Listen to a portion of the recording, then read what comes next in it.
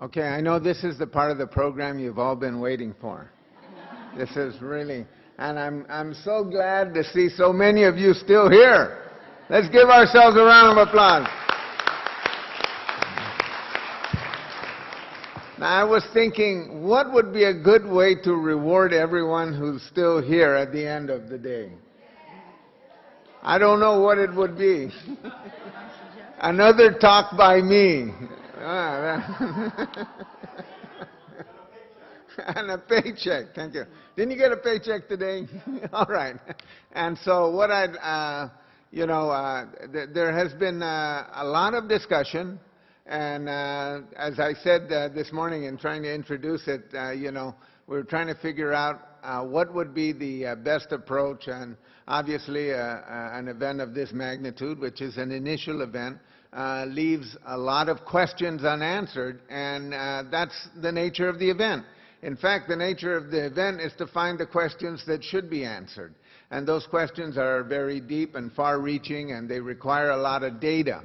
And one of the things that's emerging from this series of presentations, and I'll draw attention to one presentation in particular, because I drew attention to it again this morning, and that is Bob Cook's presentation, which talks about how the El Paso area approached their work, and that was through partnering with and having a special role for the University of Texas El Paso. And of course, it may sound a little self-serving to try to promote the University of Guam in this context, but it is part of regional economic development in many, many communities. In fact, in Central California, they've just started a new campus, UC Merced. The whole purpose of UC Merced is to bootstrap, not to perform some educational miracle there. It's really to bootstrap that part of California, that part of California's economy. So it really is central to the effort of that part of California to see its own economic future. And of course, all the issues that are attendant to it, and they are very serious issues, and they're issues about how we live, how we relate to each other, what we want to take with us into the future, how we see a future for our children and our grandchildren. And so the role of universities in that context, I think, is pretty critical. Now, I've asked Dr. Ruane to help me through this process. We've been in a couple of conversations over the course of the 2 days, and I'm going to offer her an opportunity to talk a little bit about what she sees, and also, to talk a little bit about the Pacific Tiger, because the Pacific Tiger was really not just an award-winning publication that was primarily written by her. It really has a Guam focus already, and I'm going to invite you to read that paper directly yourself. So, Clarette, if you want to share some ideas, please. Please do. This is half a day. Magandang hapon po. Good afternoon to everyone. This is where I get to say whatever he said is my message.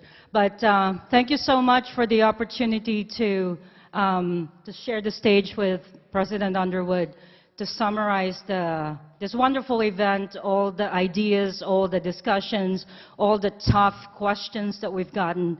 So, and that's what I want to do. Is there's a lot of work ahead of us. There were a lot of issues that came up. There were a lot of questions that will need to be answered. And what I want to do is point out a few things. I congratulate. Well, I guess I'm congratulating ourselves for having organized this, but I congratulate all the sponsors for believing in this event. This event has provided the opportunity to discuss issues and explore solutions. We are planning for our future together. And I heard from a few of the speakers and a few of the moderators that the future is not, it's the future before, during, and after the military buildup. Or more importantly, even if the military buildup doesn't happen.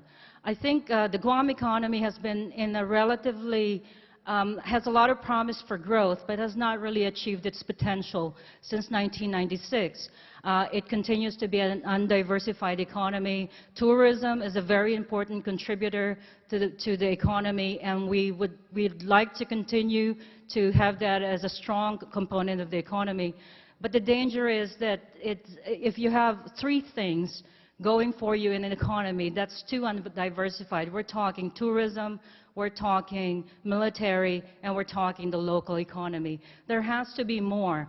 What I want to talk about is the Pacific Tiger Strategy. How did this come about? Just to say, this is the first time we invented on Guam the term Pacific Tiger. It's never, if you check the literature, there's no other place, there's no other economy that's been referred to as a Pacific Tiger. So this is actually, so talk about something specifically from Guam, the term Pacific Tiger. Now, when I started thinking of this paper, I started off initially by myself, spent only 3 months in the summer, but 2 out of the 3 months in the summer, spent many hours trying to ask the question. Here's a beautiful island with a lot of beautiful human and natural resources, with a lot of talent, and yet not reaching its potential for growth. I think that is a sad story to tell. I think that's the story we all should be asking. What can I do to propel this economy forward, given all the resources that we have and the resources that we could develop together? Since I moved here, I've only been here for 2 years, but this question, as somebody who got her PhD in economic development 15 years ago, this is at the crux of what I deal with, and not as an academic. Although I think we might be shortchanging ourselves as academicians, we're actually very relevant to the society around us. We don't just theorize. You can't just do theories without observing what's happening. So the question to me as a development economist is, what can we do to this island? Of course, whatever the answer is, we have to do it together. We heard it so many times today. You can't just do your own thing. We are a community. We need to gather together. So in the Pacific Tigers paper, which is summarized in your program, there are actually 6 strategies that we suggested. Education, which is human capital, invest in your people. Education and workforce development, those are 2 separate strategies, but they are related to each other. Fiscal discipline, public sector reform for the government to figure out not so much that it's done well in the past 3 years under Gita's leadership, but what to do beyond that, how to raise resources for the island. You know, culture and environment are important issues, but they are a luxury. You need resources to protect them. You need resources to preserve them. You need money to build museums. You need money to support something like a gift pago. So if these things are important to us, they should be reflected in the budget. We should be getting resources to support these things, okay? So what I'm saying is, my position is, we can really shape this together. The fact that you're there means that you're on board. You can't get out now, okay? There's a piece of paper going around. You're signed in. The contract is done between you and between all of us. We need to do this together. But the 6th requirement was hard work and sacrifice. It will never be easy. We will constantly debate each other on issues. And just giving my